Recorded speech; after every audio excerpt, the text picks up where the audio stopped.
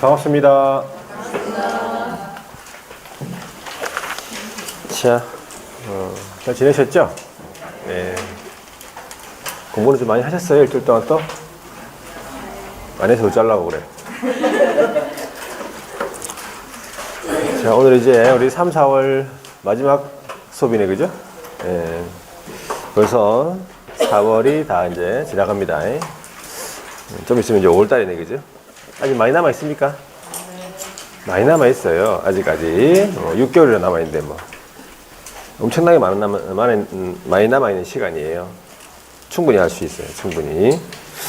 자, 오늘은 주임법 할 차례죠? 아닙니까?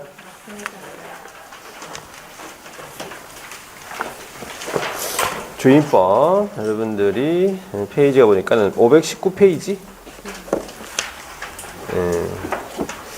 자, 519페이지의 주임법은 매년 나옵니다. 매년 거의 한 문제씩 이제 꼬박 나오죠. 그러니까 이 문제를 무조건 맞춰줘야 돼요. 그리고 뒷부분 주임법, 상임법, 경공매, 그 다음에 매신청 대리 이 부분을 좀 맞춰주느냐 안 맞추느냐에 따라 가지고 점수가 또 확 달라집니다. 여기가 중개사법 법령 쪽은요 이렇게 좀 공부를 하면 대부분 다 어느 정도 맞춰요. 어느 정도. 문제는 이제 이 뒷부분 있죠? 예, 뒷부분을 부동산 거래 신고부터 해가지고 이 뒷부분을 어느 정도 맞추느냐에 따라 가지고 점수가 아마 90점 이렇게만 그렇게 이제 결정이 되는 거예요. 그래서 이 뒷부분도 여러분들이 좀 어려워하더라고 보니까. 그래서 왜 어려워하느냐 하니까 공부를 안 해서 그래요. 뒷부분이요. 뒷부분을 공부를 계속 안 하다 보니까 이제 어려운 거지. 공부를 하면 다 쉬워요, 여기. 그래서 여기 뒷부분을 좀 이렇게 꼭 이 뒷부분을 할 때 사람들이 꼭 안 오더라고 보니까. 그러니까는 더 안 되지 뭐. 그래놓고 막 그 성적이 안 나온다고 막 그래요. 안 오는 사람한테 얘기해야 되는데 막 안 오니까 얘기할 수가 없네, 이씨. 동영상들.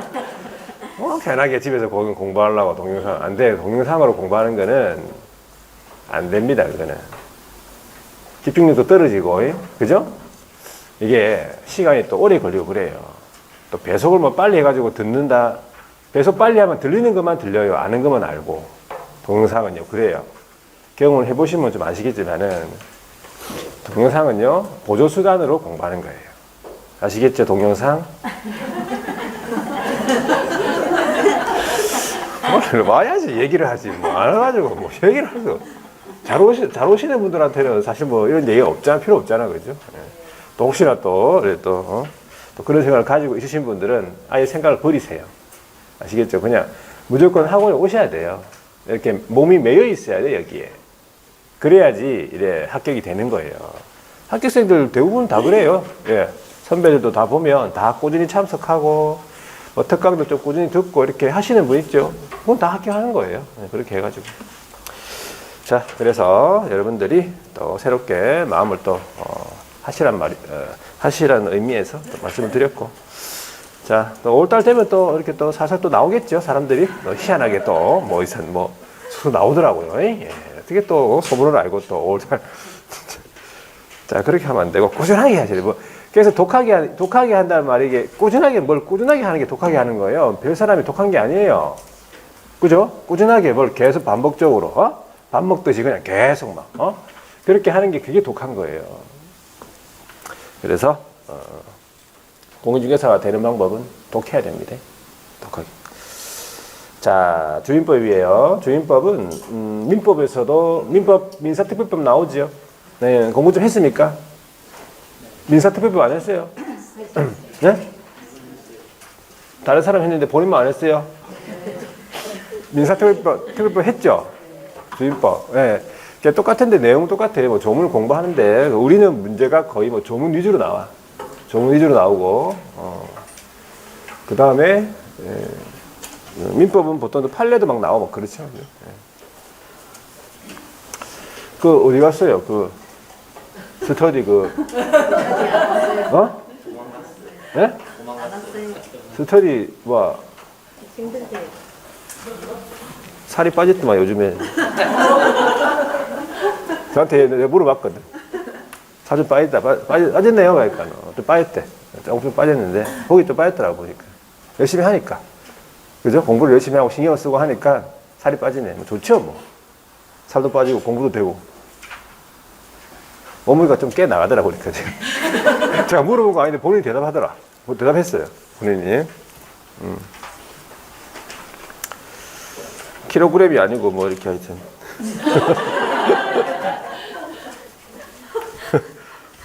자, 적어야 되는데, 자, 한번 적어볼게요.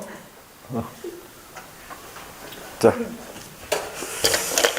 한번 적어보겠습니다. 이 주임법, 주택 임대차 보호법이다 이 말이죠. 그래서 여러분들이 또 이렇게 모의고사 언제쯤이고 모의고사는? 네? 내일 모레? 잘 치보세요. 조금 이제 조금 어려울 수도 있어요. 이 두 번째 거기 때문에 세 번째 건 약간 좀 쉬운 감이 있고, 두 번째 거부터는 조금 어려울 수 있으니까 그냥 그대로 치면 돼. 괜히 또 뭐 첫 번째보다 또 성적이 더 안 나왔다, 안 나올 수 있습니다. 아니, 첫 번째보다 성적이 안 나왔다고 실망할 필요 없어, 절대로. 지금 미리 말씀드리는 거예요.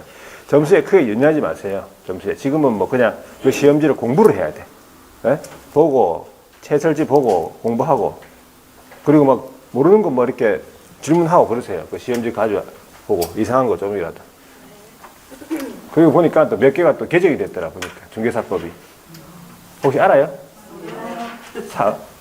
4월 18일부터 개정이 됐는데, 몇 개가 개정이 됐는데, 시행이 10월 16일이야.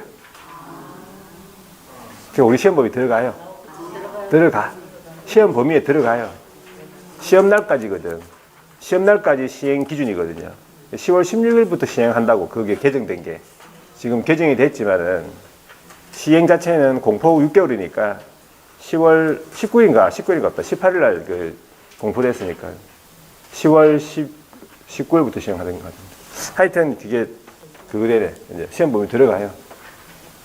뭐, 한 가지 예를, 말하면 금고 이상의 형의 집행유예를 받으면 그 유예 기간 동안 결격 사유였잖아요.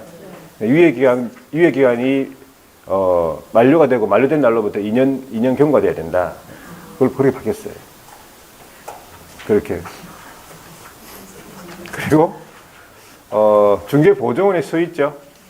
중개보조원의 수가 제한이 있어, 제한이. 원래 제한 없었거든.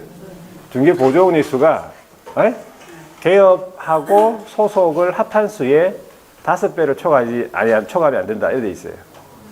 중개보조원의 수. 미리 좀 알려드리면, 수업생도 얘기할 건데, 5월달에. 중개보조원 수 제한이 있는 거지. 그리고 중개보조원은 또 이런 규정도 신설된 거, 그거는. 개정이 아니고 원래 없었잖아. 신설된 거예요, 그거는. 중개보조원은, 자기가 이제 현장 안내 등 이렇게 업무를 보조하잖아요. 그럼 미리 나는 중개보조원이요. 이렇게 알리는. 고지의무. 고지의무. 그거 안 하면은, 그거 안 하니까 좀, 과태료가 500만 원인가 하여튼 그래요. 네. 그리고 개업이 고용인수 그거 위반하잖아요. 중개보조원. 그냥 절치. 암기법이 좀 바뀌어요. 그러니까 결과적으로. 절치에 지금 우리가 암기 다 했잖아. 그게 절치로 들어가다 보니까. 고용인수 그거 초과해가지고 고용하면 중개보조. 그러니까 암기법이 조금 바뀌어. 500만 원 이하도 바뀌어요. 1대1 또 들어가고 그래요. 하여튼. 그런 내용들입니다. 신설된 거야, 그런 거는. 원래 없었잖아요. 신설된 부분이니까. 그냥 하시면 돼. 어려운 내용들은 아니고. 자, 하여튼 일단 주임법을 좀 충실하게 하세요, 주임법. 첫 번째가, 적용 범위부터 우리 시험에 물어봐요. 이 주임법에서요. 적용 범위가, 첫 번째, 누구를 보호할 것이냐. 보호 대상입니다. 자연인을 보호한다 이 말이죠. 우리 인간은 크게 자연인하고 뭘로 나뉘어? 법인으로 나뉜 거 알고 있죠? 예. 자연인을 보호하는 게 원칙이에요. 그러면 법인은 보호 안 해줍니까? 원칙적으로는 보호 안 해주는 게 맞지. 원칙은 보호 안 해줍니다. 법인은 보호 안 해줘요. 자, 여기에 내국인하고 외국인도 포함이 됩니다. 불문. 내외국인, 불문. 외국인도 보호된다 이 말이죠. 자, 그런데 이제 예외적으로 일정한 법인이 보호받는다 이렇게 보시면 돼요. 세 가지의 법인이 있는데 이거 좀 외워줘야 되겠죠. 요거. 자, 첫 번째가 한국 토지 주택공사라고 이게 LH공사 들어봤죠. 두 번째 주택사업 목적 주택사업 목적의 지방공사죠. 그 다음에 세 번째가 중소기업 기본법에 따른 중소기업이에요. 그러니까 중소기업이 주택을 임차를 해요. 그래가지고 뭐 중소기업의 그 소속 직원이 있죠. 직원이 인도받고 주민등록하면은 요 주민법에 적용된다. 대항력이 발생한다. 그래 되는 거지. 자, 그렇게 하고 자, 두 번째가요. 적용 대상 주택은 어떤 주택이냐 이 말이죠. 첫 번째가 주거용 건물 전부 또는 일부의 임대차입니까? 일부라도 되는 거죠. 중요한 건 뭐냐 하니까 계약 체결 당시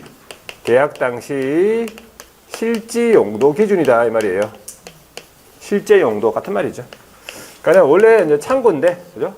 계약할 때 적법하게 개조를 해가지고 주거용으로 개조했다. 그러면 적용된다 이 말이지. 요거. 자, 두 번째는요. 임차한 주택의 일부, 임차 주택 일부를 뭘로 사용한다고요? 주거외로 사용. 그러니까 임차한 주택 일부를 주거외로 사용한다. 대표적으로 뭐가 있다고 했습니까? 문방구. 지금 하고 있네. 문구점. 내가 초등학교 다닐 때 문구점 갔다고 했지, 문구점? 문구점 갈 때 아침마다 뭐 사 먹었다고요? 아침마다 뭐 사 먹었지? 하드라고, 우리가 하드라고 해요. 하드. 아이스크림하고 표현 안 했어, 우리는. 하드 중에서 이름 뭐? 깐돌이요. 상당합니다. 깐돌이를 기억하다니. 깐돌이 얼마? 50원이었어요, 우리 50원. 50원에 먹었다, 이 말이지. 50원, 우리 50원 했어요, 하드 50원. 오락실에 오락 50원. 그러니까 다른 학원에서 자기는 20원에 먹었대. 아유, 좋겠습니다. 그러면서. 하여튼 50원이었어요, 우리는. 그래서, 팥맛이었어요, 그때. 팥맛. 세 번째. 팥을 좀 어릴 때 좋아했나 봐요. 지금도 팥빵을 좀 좋아해요, 팥빵. 자, 다른 걸로 다 좋아하고, 다른 것도. 특히 팥빵을 좋아한다, 이 말이지. 자, 세 번째가 미등기, 무허가. 미등기, 무허가 건물 됩니까? 예. 등기 허가 여부는 관계없다, 이 말이죠. 네 번째는요, 미등기 전세입니까? 미등기 전세 됩니까? 예. 적용받습니다. 전세에 들어갔지만은 등기 안 했다는 얘기죠. 이걸 다른 말로 뭐라 합니까? 다른 말로? 미등기 전세. 다른 말로? 채권적 전세라고 해요. 이거 채권적 전세라고 하지. 물건 아니거든. 전세권 설정 등기 안 했으니까. 물건이 아니에요. 채권이죠. 채권적 전세라고 해. 하여튼 적용되고. 다섯 번째는 임차주택 대지. 임차주택의 이 대지를 환가한 매각 대금으로부터 우선면제를 받을 수 있다. 이런 말이죠. 자, 여섯 번째가 안 되는 경우예요. 자, 여섯 번째. 안 되는 경우는 뭐냐 하니까 일시 사용이 명백하다. 일시 사용을 위한 임대차. 일시 사용을 위한 임대차가 명백하다. 잠시 빌리는 거 어떤 경우 있어? 잠시 빌리는 거. 민박 펜션 이런 거잖아. 민박 펜션 이런 거. 잠시 빌리는 거는 적용되지 않겠죠. 예. 적용 X. 그래서 일단은 이 적용 범위를 좀 기억합니다. 이 적용 범위가 우리 지문에 막 들어가고 그래요. 지문에 들어갈 수 있으니까 반드시 적용 범위부터 알아두셔야 되겠죠. 자, 그러면 이 정도 하고 밑줄 한번 꺼볼게요. 자, 주임법 밑줄 한번 꺼보겠습니다. 주임법 519페이지 한번 보세요. 주임법에 재정 목적 나와 있는데 일단은 재정 목적은 국민의 주거생활 안정을 목적으로 한다. 예. 민법의 특례 규정 돼 있네. 두 번째 줄에. 민법의 특례 규정입니까? 자, 그리고 그 다음에 그 밑에 줄이니까 임차인의 주거생활 안정을 목적으로 한다 이 말이에요. 국민의 주거생활 안전 목적. 자, 이제 보호 대상을 보니까 그 밑에 조문 밑에 사실상의 주된 용도가 주거용으로 사용되는 주택이다 이 말이죠. 계약 당시 실지 용도다 이 말이겠지. 자, 뒤로 넘어가 볼게요. 물적 범위라고 해가지고 동그라미 1번에 주거용 건물의 의미는 첫 번째 줄 끝에 사실상의 실제 용도에 따라 결정된다. 맞죠? 자, 네 번째 줄이 그 밑에 줄 미등기 건물, 무허가 건물 적용되겠죠? 그럼 동그라미 2번 보세요. 주거용 끝에 주거용 건물의 일부를 주거 외의 용도, 그죠? 비주거용으로 사용되는 거 적용되겠죠? 그리고 그 밑에 줄에 보니까 일시 사용을 위한 뭐 여관이다, 호텔이다, 민박, 펜션 같은 거 적용되지 않겠죠? 자, 동그라미 4번 미등기 전세, 이걸 채권적 전세라고 하죠? 적용되고요. 자, 오른쪽에 넘어가 보니까 거기 뭐 판례가 뭐 하나 있는데 5번 판례 한번 읽어볼까요? 5번 판례. 5번 판례 뭐라 되지? 방 2개와 주방이 딸린 다방이라고 돼 있네. 다방 알죠? 다방. 자, 영업용으로서 비주거용 건물이다 이 말이죠. 그러니까 이것은 거기에 있는 방은 주임법 적용 대상이 아닌 거죠. 그러니까 비주거용 건물의 일부를 주거용으로 쓴 거 이런 거죠. 다방은. 그죠? 주된 용도가 비주거잖아. 그죠? 네. 자, 그 다음에 인적 범위로 내려가 볼게요. 인적 범위는 외국인 보호됩니까? 내 외국인 불문한다 했고, 법인은 보호 안 되는 게 원칙인데 예외적으로 원칙적으로는 보호 대상이 아니라고 돼 있고, 자, 예외적으로 거기 한 네 번째 줄입니까? 다만 한국토지주택공사, 그 다음에 지방공사, 그리고 중소기업 그 밑에 줄, 자, 이런 법인들은 보호가 된다라고 보시면 되고, 자, 적용 범위였고요. 그 다음에 한 장 더 넘겨보니까 이제 주임법의 적용 규정으로서, 자, 첫 번째 보호 내용 보시면은 1번 존속기간, 존속 그 보호, 이 말이 이제 존속기간이에요. 기간을 보장해 주겠다 이 말이지. 이런 문제 물어봤네 33회 때. 자, 기간을 보호해 주는데 기본 2년 돼 있네. 2년 보장이다. 그럼 조문을 보세요. 1항에 기간을 정하지 않은 거죠. 기간을 정하지 아니하거나 2년 미만으로 정했다는 얘기예요. 그렇죠? 1년으로 정할 수도 있겠죠. 자, 그럴 경우에는 기간을 몇 년으로 본다고요? 2년으로 본다는 얘기죠. 2년 보장이란 말이지. 중요한 건 다만이에요. 다만 임차인은 2년 미만으로 정한 기간의 유효함을 주장할 수 있다는 거지. 이 자리에 임대인이 들어가면 틀린 거예요. 그렇죠? 당사자가 들어가도 틀린 거겠지. 임차인만 주장하는 거니까 2년 미만으로 정한 기간 되겠습니까? 이런 부분들이 다 시험 지문으로 만들 수 있다 이런 말이에요. 그리고 이 항을 보니까 임대차 기간이 끝났으면 임대인이 임차인한테 보증금 줘야 될 거 아니야. 보증금을 안 주네. 그러면 보증금 반환 받을 때까지 임대차의 관계는 존속하는 것으로 본다 돼 있어요. 자, 이제 묵시적 갱신을 가볼게요. 법정 갱신이라고요. 두 가지가 있는데 동그라미 1번, 1항에 보시면요. 임대인은요, 기간을 잘 보면 기간 끝나기 6개월에서 2개월. 요걸 이제 좀 다르게 표현하면은 기간 만료 6월에서 2월이잖아요. 자, 이때 갱신 거절 통지를 안 한 거죠. 또는 조건을 변경하지 아니하면 갱신하지 않겠다는 뜻의 통지를 안 한 것이에요. 그러니까 결과적으로 아무 말 안 한다 이래요. 아무 말 안 하는 거죠. 그러면 그 기간이 끝난 때에 어떻게 된 겁니까? 전 임대차와 동일한 조건으로 다시 임대차가 됐다. 이게 이제 묵시적 갱신이에요. 법정 갱신. 그러면 너 임차인은요, 기간이 끝나기 2개월 전 돼 있잖아요. 기간 틀리죠? 통지를 안 한 거예요. 말을 안 했죠. 또한 같다. 이 말은 전 임대차와 동일한 조건으로 다시 임대차가 됐다. 이게 묵시적 갱신이에요. 법정 갱신 두 가지. 자, 그래가지고 이 항을 보세요. 그때 묵시적 갱신이 되면은 존속 기간이 몇 년으로 본다고요? 예, 다시 2년으로 본다 이 말이죠.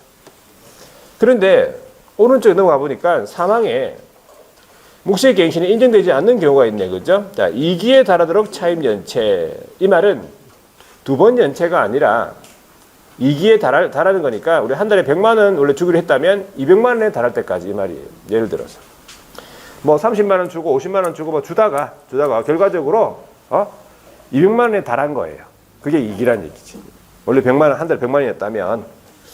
자, 그래서 이기에 달하도록 차임을 연체하는 경우나 아니면 임차인으로서의 의무를 현재 위반하지요. 그러면 묵시의갱신은 인정되지 않는다는 거. 자, 그 다음에 이제 묵시의갱신의 경우에 해지라고 되어 있는데, 그러면 연속기간이 2년이 됐단 말이에요.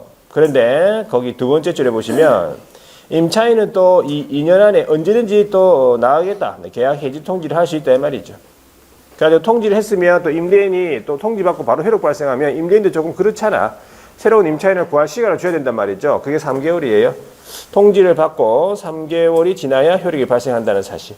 여기까지가 묵시갱신, 법정갱신. 되겠지, 여기까지? 자, 그 다음에 계약갱신 요구를 보세요. 계약갱신 요구권도 요거는 상가를 보고 뺏긴 거죠. 자, 1항에 보시면은 첫 번째 줄의 끝에요. 임대인이 돼 있는데 이거 보지 말고 그 옆에 임차인 보세요. 임차인이. 자, 임차인이요. 기간을 잘 보시면 전단의 기간 돼 있죠. 제6조 1항 전단의 기간으로 표현되어 있는데 이 전단의 기간에는 어떤 기간입니까? 이 기간이 적어놨습니까?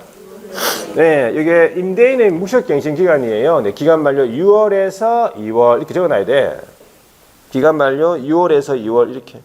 그러니까 임대인의 묵시갱신 기간 내에 이 묵시갱신과 별도로 이 임차인이 계약갱신 요건을 행사할 수 있다 이런 말이에요. 별도니까. 자, 그래서 기간 만료 6월에서 2월 사이에 계약갱신을 요구할 수 있다는 거지, 임차인이. 그때 임대인은 정당한 사유가 없는 한 거절하지 못한다 이 말이에요.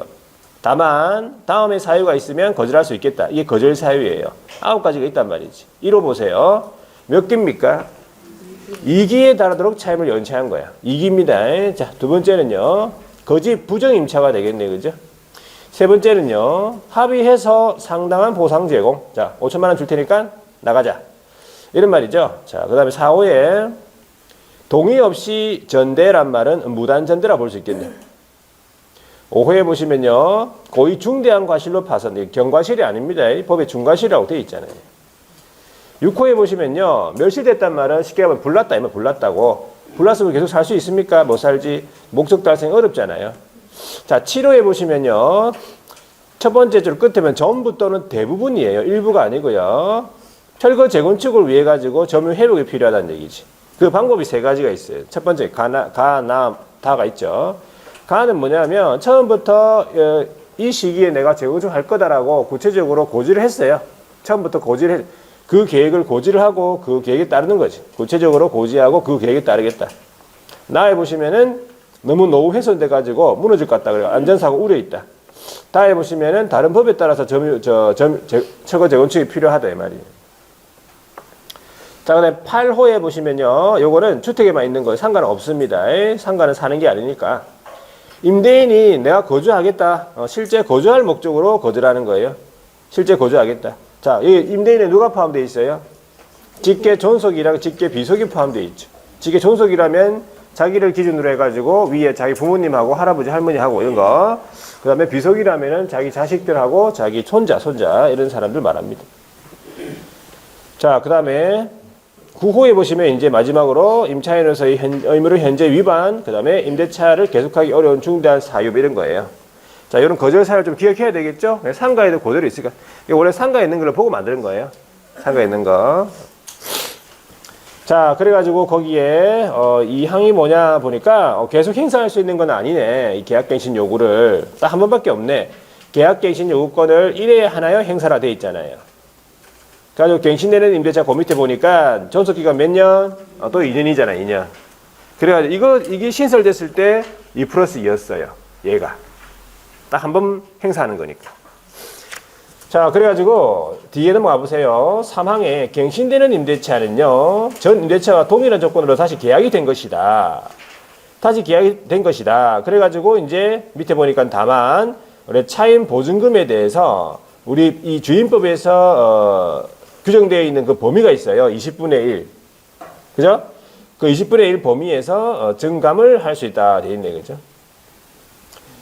물론 감액에 대해서는 범위가 없기 때문에 제한 없고 증액에 대해서 말하겠죠. 자, 그러면 사항에 보시면요. 갱신되는 임대차의 해지에 관해서도 우리 앞에서 했던 묵시적 갱신할 때 나오던 그 해지에 관한 내용 그대로 준용한다 이 말이지. 자, 그게 무슨 말입니까 그러면? 존속기간이 2년으로 보는데, 그죠? 존속기간 2년으로 보는데, 또 2년 안에 언제든지 계약 해지할 수 있고, 임차인이 해지 통지를 받으면 3개월 내 회로 발생한다. 이 내용. 이게 그대로 준용된다고요. 계약갱신 요구에서도. 무슨 말인지 아시겠죠?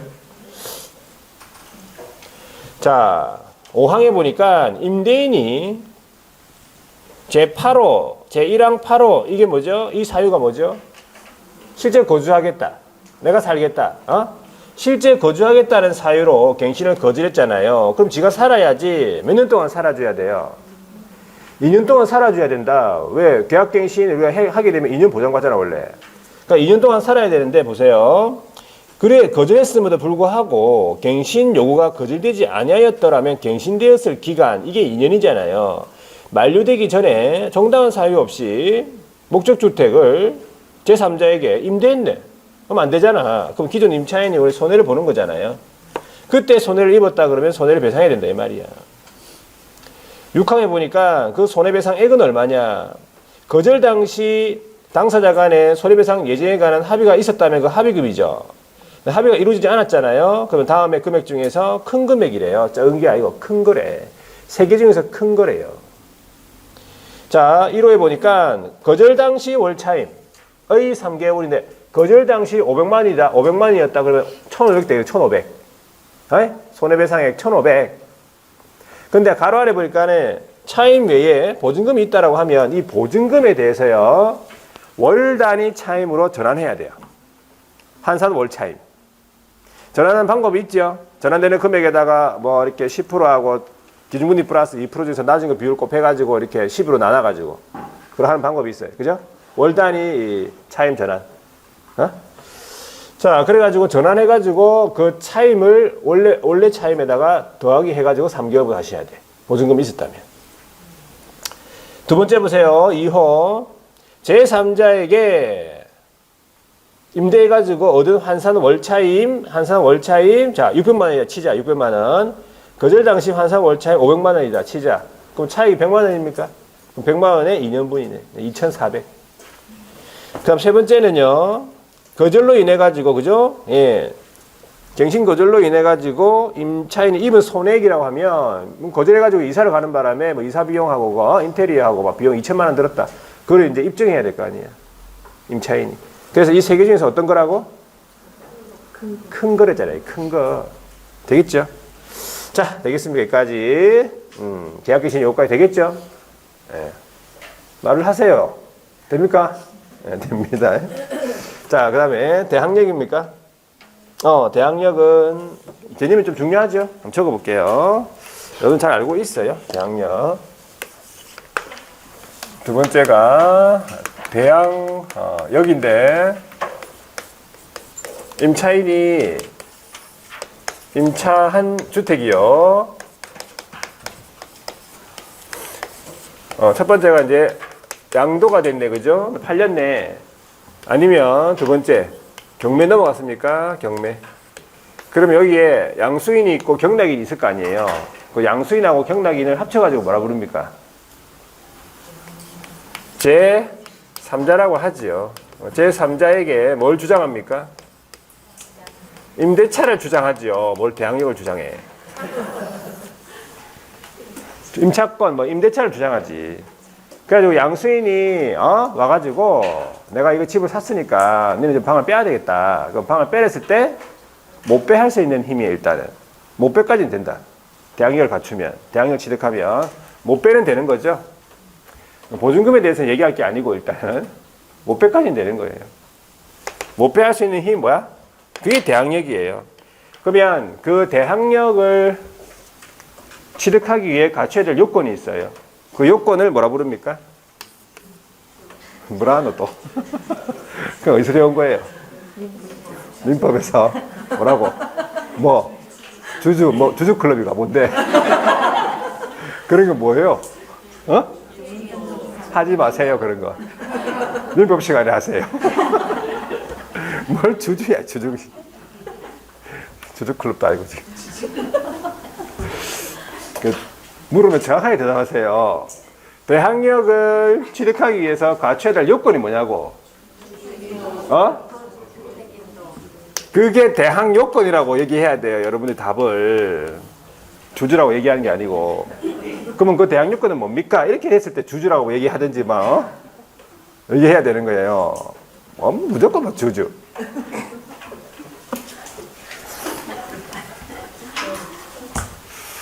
자, 다행이다. 뭐 주주라도 알고 있고.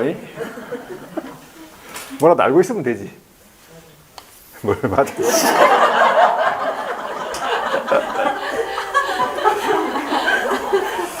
자, 하여튼 맞아요. 그러니까 다시 한 번 더 대항력을 취득하기 위해서 갖춰야 될 요건이 뭐냐 하니까 그게 대항 요건이야. 그게 용어가. 그러면 대항 요건으로서는 어떤 게 있습니까? 하면 첫 번째가 뭐라고요? 주택의 인도예요. 인도. 주택의 인도인데 주택의 인도가 뭐 인도가? 어? 뭐 조개가 유명한 곳. 그래. 그것도 얘기 안 해서 다행이다. 이제. 인도가 뭔데? 인도가 점유예요. 점유.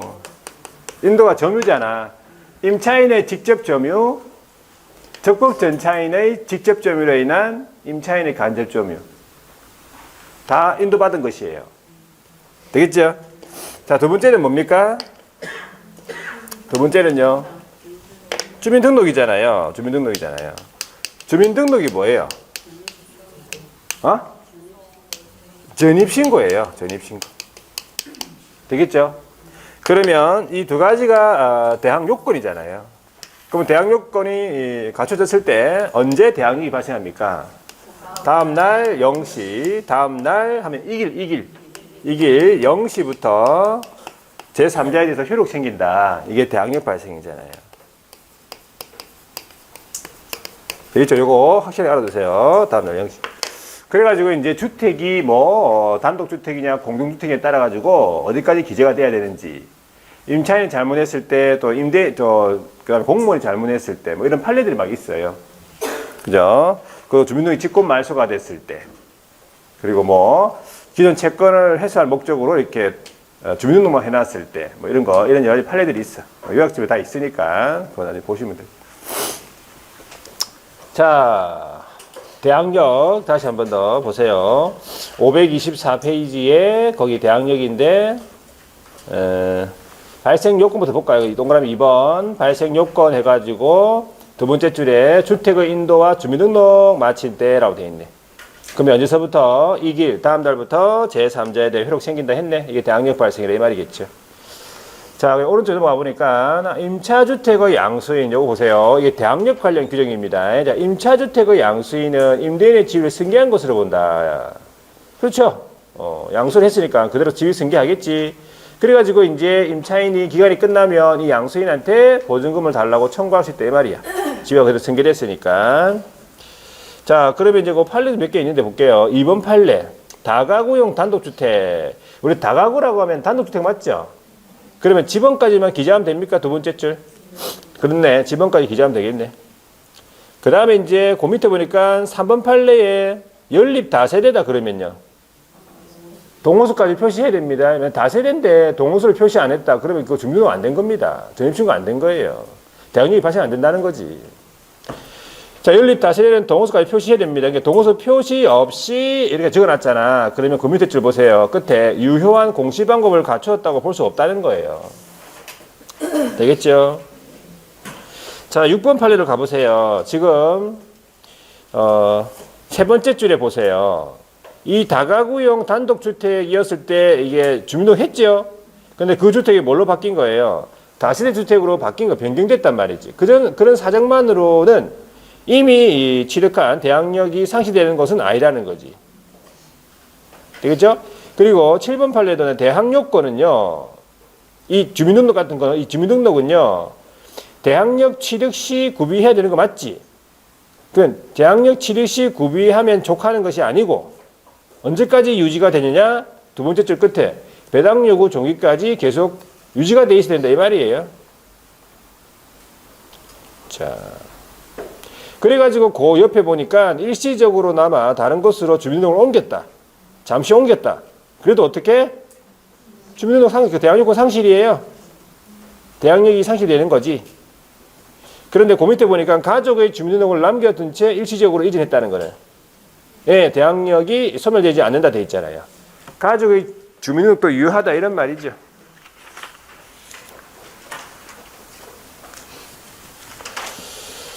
자, 그 다음에는 9번 판례를 한번 보니까 주민등록이라고 하는 것은 행정청이 수리한 경우에 비로소 그 효력이 발생한다는 거지. 행정청이 수리를 하게 되면 그 효력이 발생하는데 거기 세 번째 줄에 보니까 내가 이제 전입신고할 때 똑바로 이렇게 동호수하고 다 적어가지고 제출했는데 공무원이 착오를 일으킨 거예요. 공무원이. 그래가지고 수정을 요구했어. 근데 그게 잘못된 수정이었어요. 그죠? 적어놨죠? 잘못 수정된 전입신고서에다가 행정처의 의사에 수리가 되었다면 그 주민등록이 임대차의 공시방으로서는 유효하지 않다는 거예요. 이것이 공무원을 요구에 기인한 것이어도 마찬가지라는 얘기지. 공무원이 막 시켜가지고 요거 아니고 다른 걸 수정해라고. 예? 근데 그게 잘못된 걸로 수정된 거예요. 그래도 유효하지 않다 이 말이에요. 이상하지? 할 수 없다. 자, 이 정도만 보고 넘어갈게. 넘어가고.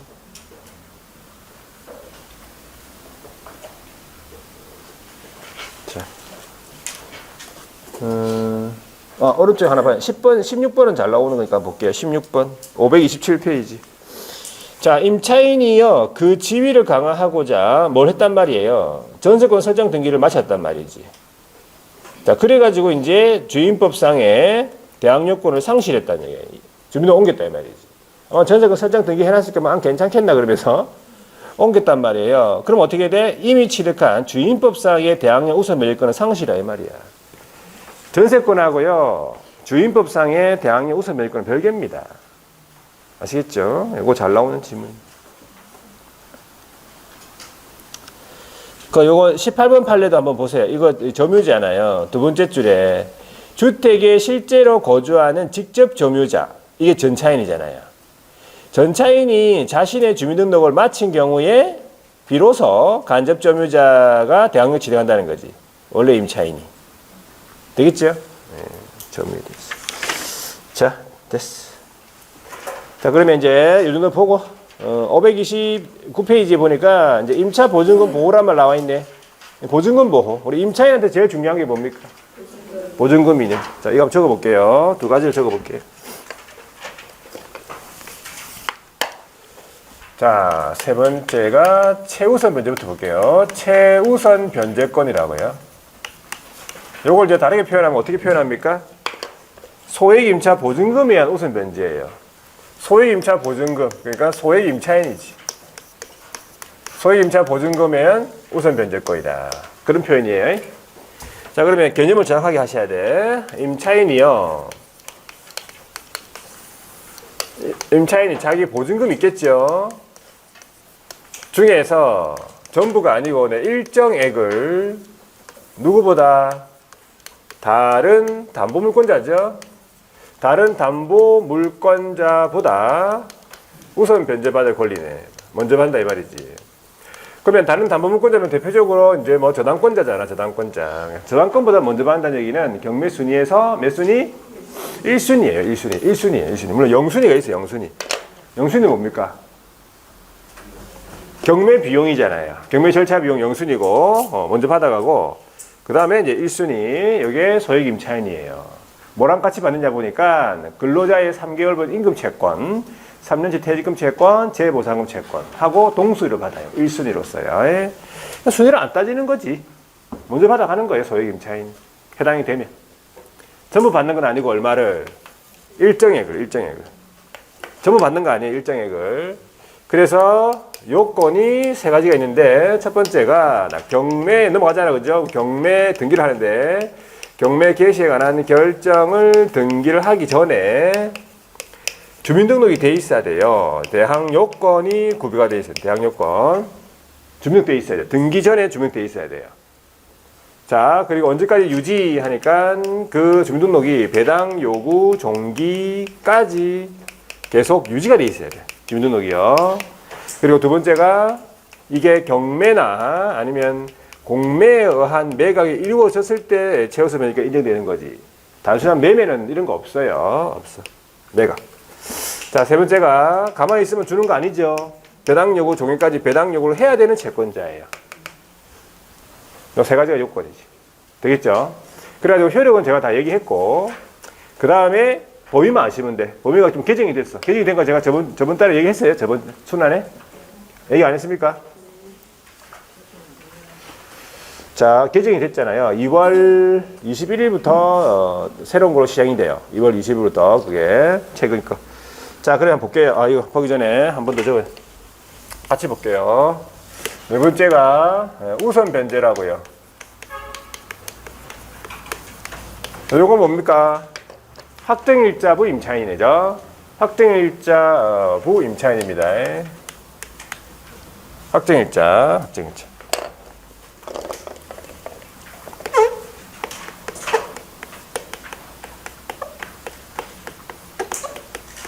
자, 확정일자에 의한 우선 변제권. 확정일자부 임차인이네, 그죠?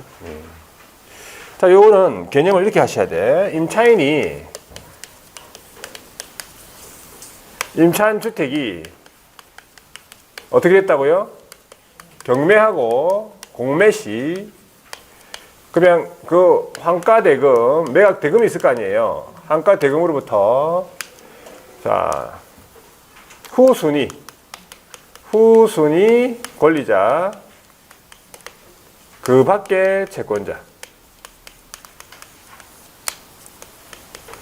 보다 우선해서 변제받을 권리. 우선 변제. 후순위 권리자, 그 밖의 채권자. 그럼 여기 이제 순위를 따지는 거예요, 이거는. 결과적으로. 순위를 따져가지고 우선 변제 받는 거예요. 그러면 얘가 이제 요건 있잖아요. 요건. 자, 요건이 있는데, 첫 번째는 똑같습니다. 경매 개시 결정 등기제는 대항 요건을 갖춰야 된다. 배당 요구 종료까지 계속 유지가 돼야 되는데, 자, 두 번째가 중요한 거죠. 여기 확정일자 받아야 돼요. 동사무소 가가지고 일단 확정일자 요 일자하고 다른 권리들의 어떤 순서를 따져가지고 이제 받는다 이 말이겠지. 변제를 배당을 받겠죠. 자, 그 다음에 세 번째가 마찬가지 경매, 공매에 의한 매각이 이루어져야 되고 얘도 배당 요구 종기까지 배당 요구를 해야 되는 채권자 이래 되는 거예요. 확정일자가 들어갔네, 그죠? 확정일자 임차인이니까. 그러면 최우선 변제는 확정일자가 요건이 아니잖아. 확정일자 안 받아도 최우선 변제권 인정되죠? 근데 이 최우선 변제도 확정일자를 받아두는 게 좋다 이 말이야. 왜? 자, 최우선 변제는 보증금을 다 받는 게 아니고 일정에 받았죠. 최우선 변제권으로 해가지고 일정에 받고 못 받은 금액에 대해서는 이 확정을 받아가지고 우선 변제권 행사해가지고 받는 거예요. 받아두는 게 좋다 이 말이지. 그래가지고 요 확정 일자랑 다른 저당권하고의 어떤 권리 순서를 좀 기억하고 있으면 돼요.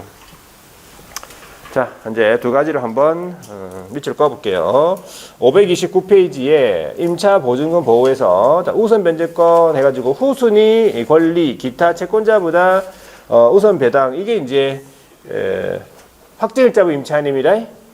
자, 동그라미 1번 보세요. 밑에 경매 또는 그 밑에 공매 시 임차주택의 환가대금에서 후순위 권리자 그 밖의 채권자보다 보증금을 우선해서 변제받을 수 있다 이 말이죠.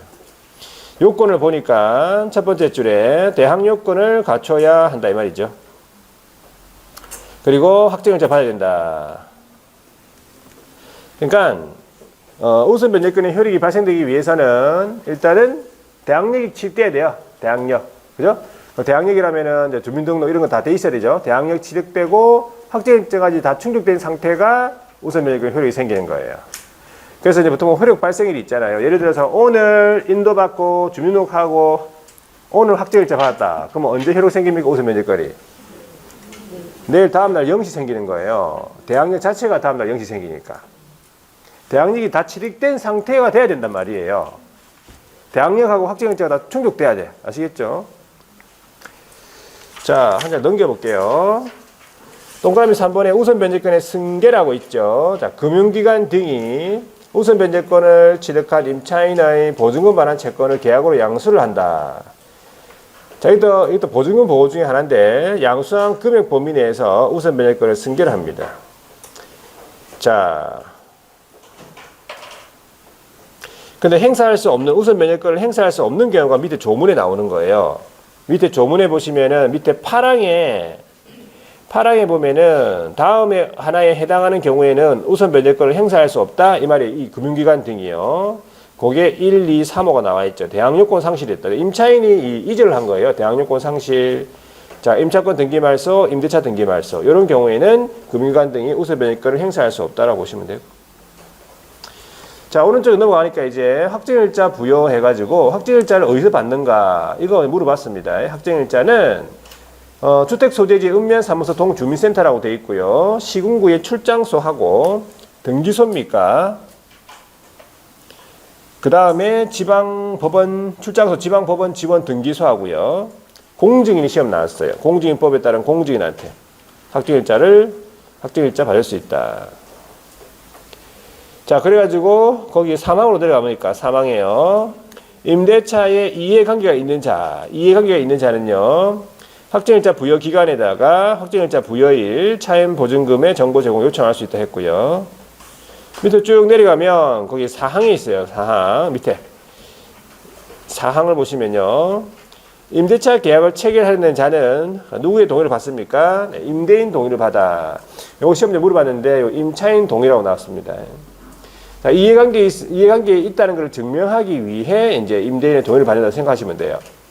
그래가지고 그 사망에 따른 정보 제공 요청할 수 있다. 차임 보증금에 뭐 이런 정보 제공 요청할 수 있다 보시면 돼요. 자, 넘어가서요. 그 다음에 넘어가고. 자, 534페이지에 소액 보증금 중 일정액이라 되어 있죠. 얘가 최우선 변제라고요. 조문안을 보세요. 1항 임차인이요 자기 보증금 중 일정액 되어 있죠.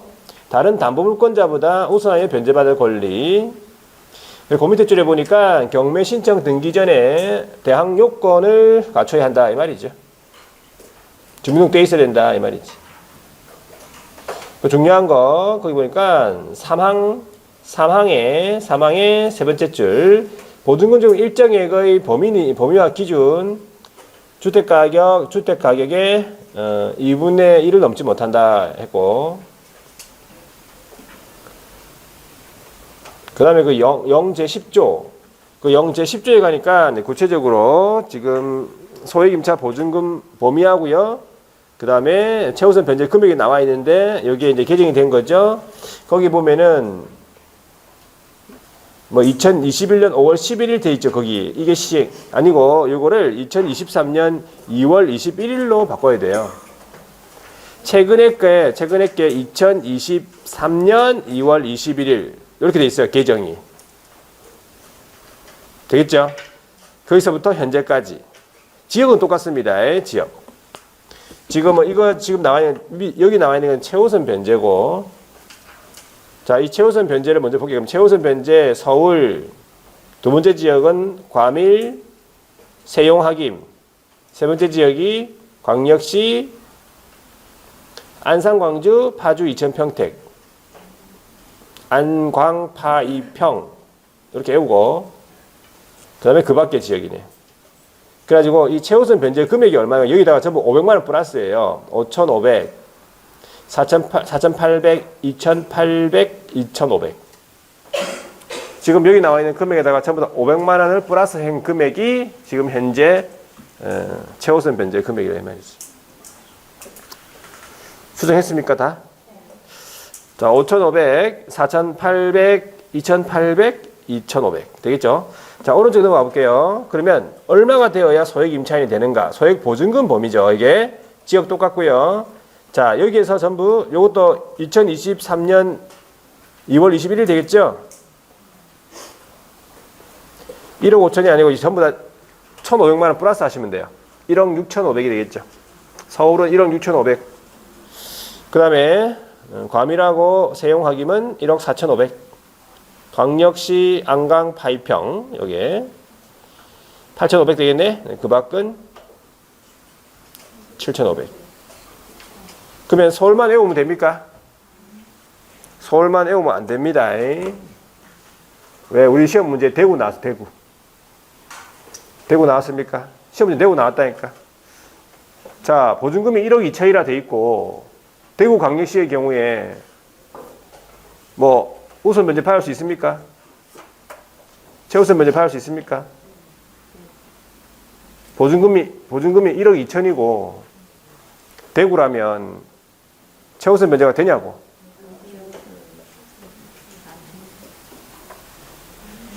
대구가 최우선 변제 보증금이 범위가 얼만데? 어? 대구 몰라? 대구? 8,500이잖아요. 8,500 이하가 되어야 소액 임차인이 되거든. 예? 자, 대구는 8,500 이하가 되어야 최우선 변제금이 인정이 돼요. 최우선 변제 받을 수 있다고. 근데 제가 문제 1억 2천 했잖아. 1억 2천이면 보증금이 넘어가잖아요, 지금. 그럼 소액 임차인 자체가 안 된다고. 문제에서 1억 2천 나왔잖아요, 문제에서. 그러면 대구에서는 소액 임차인이 안 돼요, 아예. 최우선 변제 못 받아? 아무것도 못 받잖아. 소액 임차인 자체가 안 되는데 뭘. 그렇게 대구가 나왔다고요, 대구가. 그러니까 제 말은 서울만 외우지 말고 다른 거 다 외우라고, 순서대로. 또 나올 수도 있어요. 울산에 나오면 어떡할 건데, 울산에 나오면. 울산도 광역시잖아요. 그렇죠? 하여튼 그렇게 하세요. 자, 거기 최우선 변제권의 발생 요건 뭐 됐네. 됐고. 이거 왜 줄 거 놨지?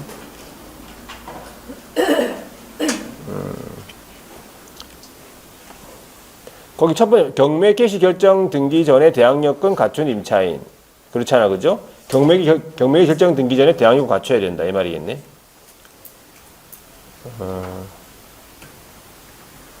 그렇게 안 보세요.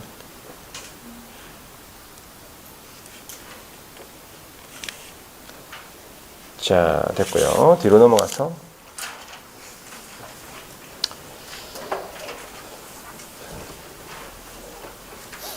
뒤에 창고에 나오는 그 표는 아니에요, 이제 거기. 그건 아니죠. 예. 자, 한 잔 더 넘겨서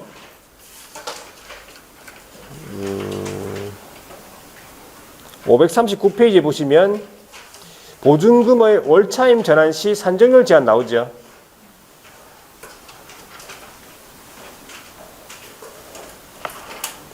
그 전에 여기 538페이지에 보증금 차임 증감 청구 나오네. 자, 보세요. 538페이지 거기 조문 안에 보세요. 1항에 당사자는 이 말은 임대인하고 임차인 말합니다. 약정한 차임 보증금이요. 조세나 공과금이나 그 밖의 부담의 증감, 경제사정 변동으로 적절하지 않다. 그러면 증감을 청구할 수 있다는 거지. 증액 청구는 보통 임대인이 할 거고 감액 청구는 임차인이 하겠죠. 근데 감액 청구에 대한 뭐 별다른 규정은 없습니다. 증액 청구를 보니까 임대차 계약 또는 약정한 차임 보증금의 증액이 있은 후 1년 이내에는 다시 하지 못한다. 1년이나 하지 못한다. 임대차 계약을 했으면 1년 있다가 증액하고 증액을 한번 했으면 또 1년 있다가 증액해라 이 말이네. 그죠? 2항에 보니까 약정한 차임 보증금의 20분의 1의 금액을 초과하지 못한다는 거예요. 증액 청구는 5%, 20분의 1입니다. 다만 최근에 신설된 거는 특광도, 특시특도, 시도지사가 이 20분의 1, 본문의 범위라고 하면 20분의 1을 말해요. 20분의 1 범위에서 증액 청구의 상한을 조례로 달리 정할 수 있다고 되어 있어. 자, 오른쪽에 판례 하나 있는데 보세요. 첫 번째 판례 두 번째 줄입니까? 임대차 계약의 존속 중에서 당사자 일방이 약정한 차임 등의 증감을 청구한 때 하나여 적용이 된다 이 말이네, 그죠? 임대차 계약이 자, 일방이 약정한 차임의 증감을 청구할 때 적용이 되고, 계약 종료 후에 재계약을 하거나, 자, 계약이 종료되고 재계약을 하거나, 계약 종료 전이라도 당사자 합의로 증액을 한 경우에는 이 증감 청구에 관한 규정이 적용되지 않는다는 거예요. 이 판례 기억하셔야 돼요, 이것도. 그리고 그 밑에 2번 판례도 보시면 이것도 좀 나오는 질문이에요. 두 번째 줄. 저당권 설정 등기 이후에 증액한 임차 보증금에 대해서는 경락인 있죠. 매수인 경락인에게 대항할 수 없다는 거지. 저당권 설정 등기 이후에 증액됐으니까요. 자, 그다음 월차임 전환시 산정률 제한 보니까, 자, 첫 번째 줄 보증금의 전부 또는 일부를 월 단위 차임으로 전환하겠단 말이죠. 그러면 아까 전환되는 금액이 있겠죠. 5천이면 5천, 뭐 1억이면 1억. 그 전환되는 금액에다가 얼마를 곱하냐 하니까, 어떤 비율을 곱하냐 하니까 다음의 중에서 낮은 비율, 다음 두 가지 중에서 낮은 비율을 곱한다 이 말이지. 낮은 비율을 곱한 월차임의 범위를 초과할 수 없다. 자, 그러면 첫 번째가 1호가 대통령으로 정하는 비율이고 2호가 기준금리에다가 대통령으로 정하는 비율을 더한 비율 돼 있잖아요. 그럼 구체적으로 0제9조에 가보시면 대통령으로 정하는 비율이 1할, 연 1할, 여기 10%, 연 10%. 그 다음에 2항에 가시면요. 기준금리 플러스 2%, 기준금리에다가 2%를 더하라 이 말이죠. 그럼 결과적으로 10%랑 그 다음에 기준금리 플러스 2% 중에서 낮은 비율을 곱해라 이 말이야. 전환되는 금액에다가. 그래가지고 그러면 얼마가 나오겠죠? 돈이 얼마 나오겠죠? 그 나온 금액에 나누기 12를 해야 월차임이 되는 거야. 되겠죠?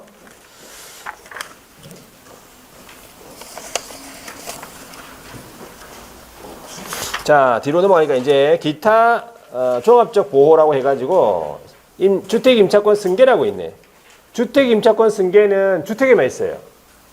상가는 승계라는 거 없어. 상가는 사는 게 아니니까. 그래가지고 조문안에 보시면요. 상속인이 있냐 없냐를 따져야 돼요. 상속인이 일단 없다라고 되어 있네. 그죠?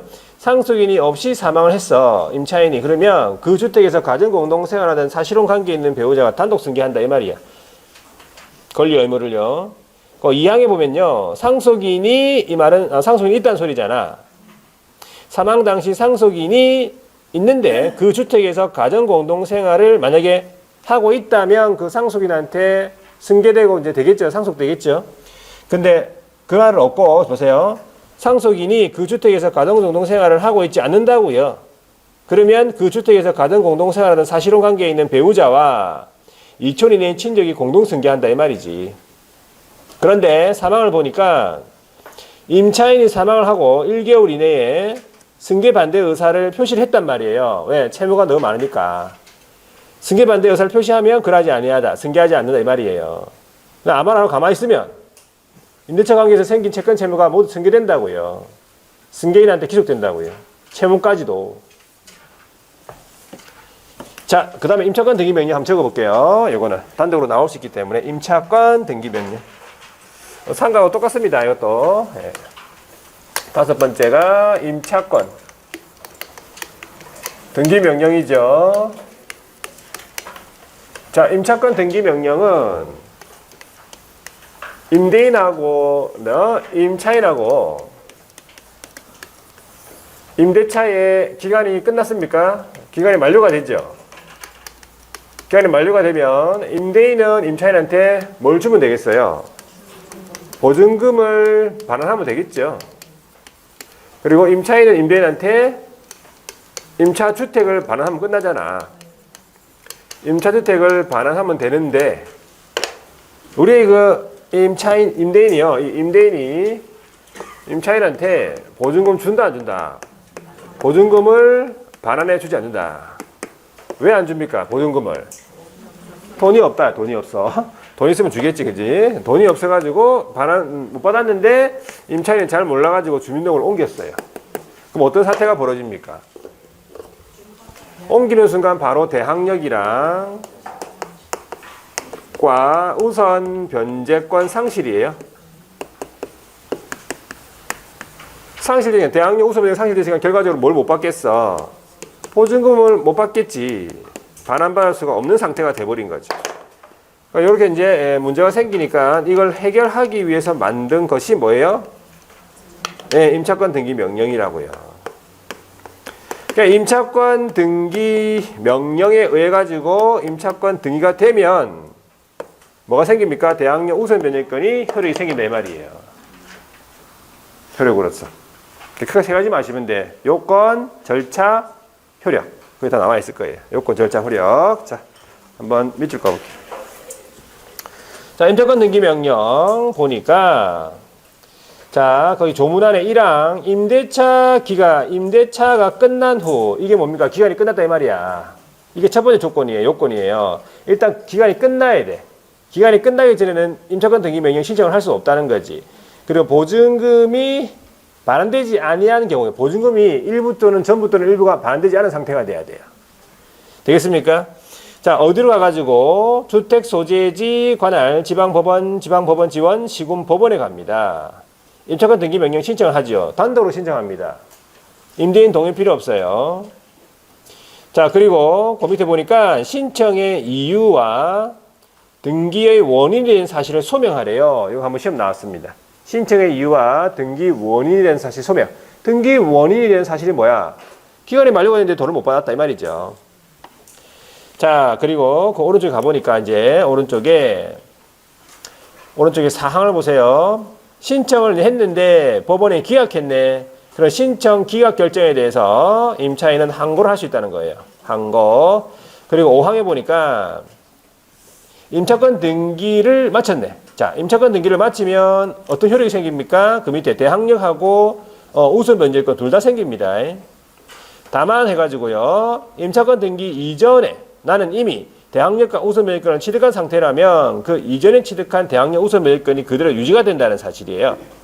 그리고 그 옆에 임차권 등기 이후에 그 옆에 보시면 대항력권을 상실한다. 주민등록을 옮기더라도 이미 취득한 대항력 우선 변제권은 상실되지 아니한다. 그대로 유지 이 말이고요.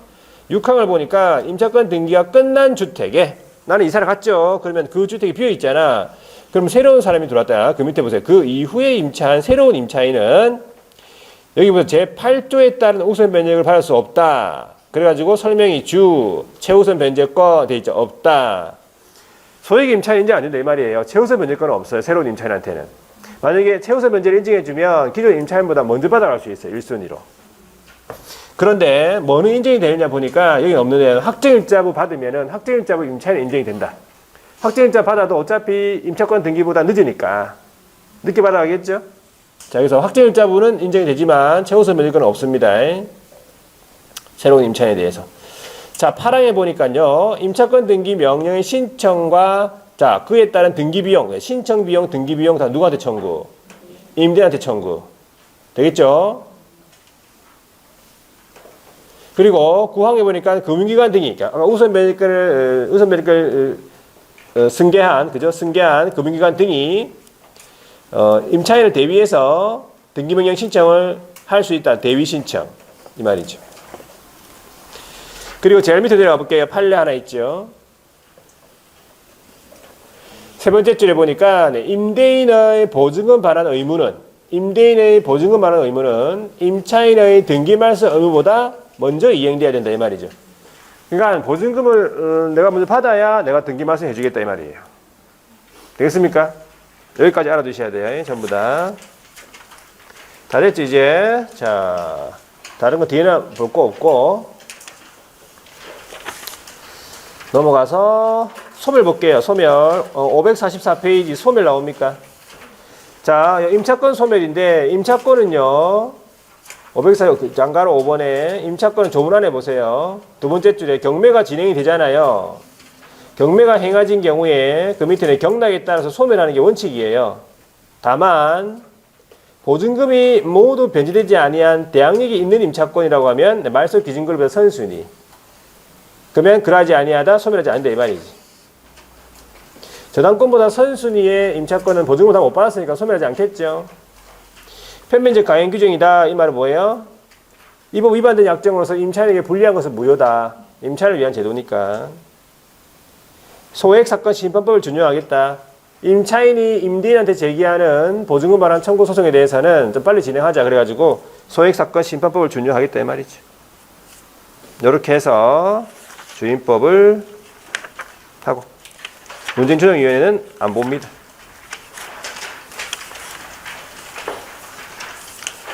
임대차위원회도 넘어가고요. 자, 좀 쉬었다가 상임법 558페이지 상임법을 보도록 하겠습니다.